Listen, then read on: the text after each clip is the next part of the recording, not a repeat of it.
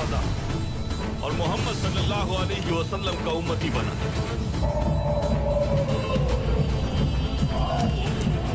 Emotional और heart touching है अल्हम्दुलिल्लाह। क्या डिसिप्लिन है, क्या जज्बा है, यहाँ आके पूरा पाकिस्तान नजर आता है।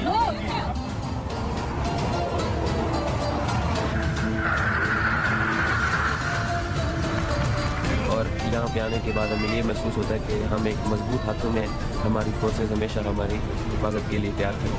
हम तमाम अफवाज पाकिस्तान के दुआ को खराज तहसीन पेश करते हैं कि उन्होंने अपना खून दे के इस मुल्क को